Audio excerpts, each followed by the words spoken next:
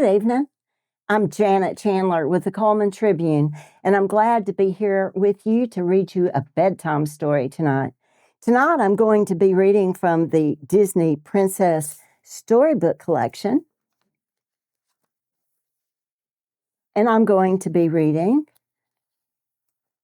Wanted, Flynn Ryder from Tangled. Princess Rapunzel and Flynn Ryder were visiting their friends at the Snuggly Duckling. Rapunzel was learning how to play the piano from Hookhand. Flynn was learning interior design. He was less excited than Rapunzel. A little to the right, Gunther said. The right? Really? Flynn asked as he moved a vase. Suddenly, the door flew open. It was the noble horse Max, followed by 2 royal guards. Max sadly held up a wanted poster in his mouth. It had a picture of Flynn. Anyone else getting a sense of déjà vu? Flynn asked. It looks like they think you stole my tiara again, Rapunzel said as she read the warrant for Flynn's arrest. What? I didn't do anything. Why does everyone always think it's me? Flynn said. Rapunzel just looked at him. Well, I guess they might have a few reasons, Flynn said. The guards explained that late the night before, someone who looked just like Flynn had sneaked into the castle and stolen Rapunzel's tiara right from underneath the guards' noses. There were witnesses all over town who said they had seen Flynn running away from the scene of the crime. The guards had no choice but to arrest Flynn. Don't worry, Rapunzel said. We'll clear this whole thing up. You'll be back to interior designing in no time. Hurry, Flynn said as the guards led him away, and don't let Gunther move the vase. The door shut behind Max, the guards, and Flynn. What are we going to do? Hookhand asked Rapunzel. Rapunzel looked at all her friends in the Snuggly Duckling. She was worried. She knew Flynn hadn't stolen the tiara, but she would have to prove it. Let's go back to town. It's time to investigate, Rapunzel said.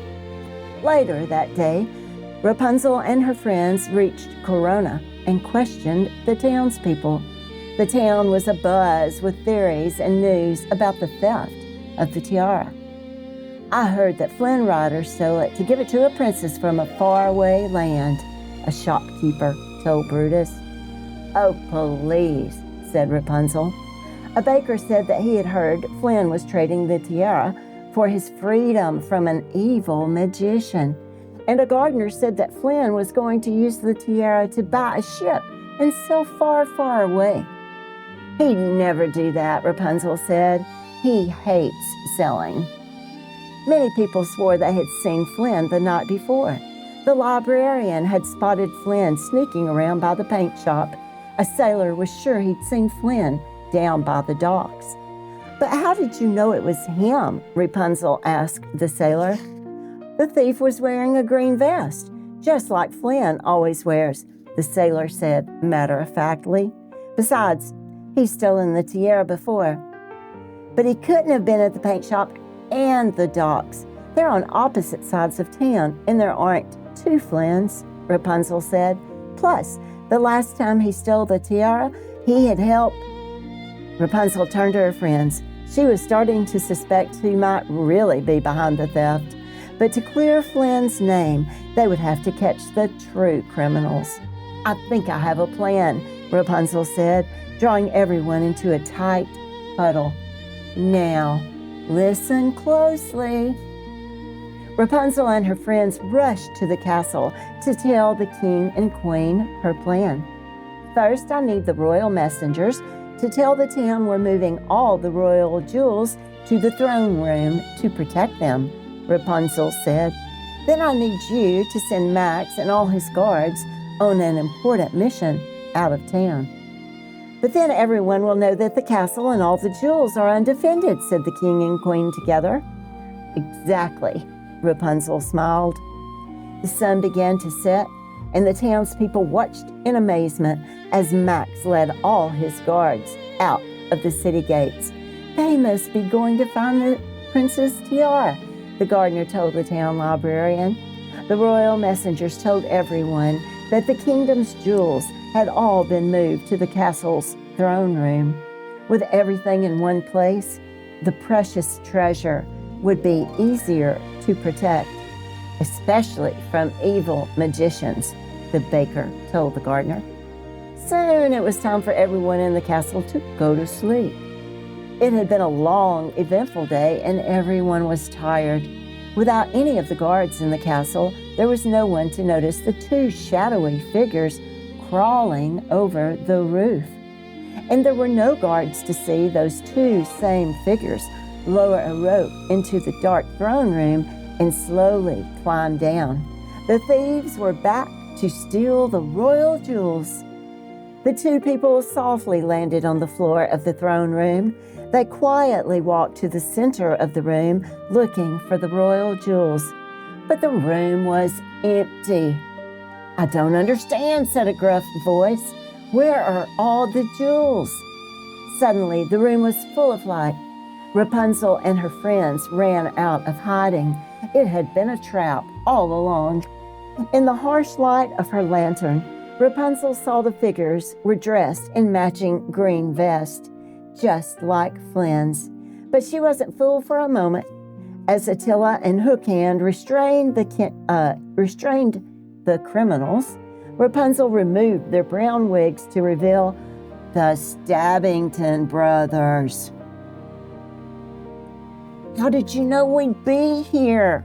the Stabbington brothers asked Rapunzel. "I knew that the idea of getting more jewels would be too tempting for you to pass up," Rapunzel said, "especially when you had seen all the guards leave the city. You didn't know that I had a scary group of thugs to help me out." Rapunzel explained to her friends how the Stabbington brothers had disguised themselves as Flynn to hide their true identities. That was why the townspeople had seen him in so many different places. There had been two of him. "We knew you would get to the bottom of this, Rapunzel," the queen said, giving her daughter a hug. Rapunzel smiled. "Now, if you'll excuse me, I have some business in the dungeon." With Flynn's name cleared, Max and Rapunzel personally freed him from jail. "I left the room warm for you," Flynn told Stabbington brothers as Hook Hand and Vladimir locked them up. "Now there's only one mystery to solve. Where's my tiara?" Rapunzel asked the Stabbington brothers. "I can get my frying pan if I have to." "Boys, I'd be careful," Flynn said. "You do not want to be on the wrong end of Rapunzel's frying pan. Believe me, I know." "It's right here," said one of the brothers, pulling the tiara from beneath his vest. "After we stole all the jewels, we were planning to go to the docks and sail away to a faraway land." "Not anymore," Flynn said as he took the tiara and placed it on Rapunzel's head. "That's better." To celebrate solving the mystery, everyone went back to the Snuggly Duckling for a welcome back party. "Be honest, you were a little nervous," Rapunzel said to Flynn. "Me? Nervous? Never. I'm Flynn Ryder. I've sailed to distant lands to see fair princesses and battled evil magicians.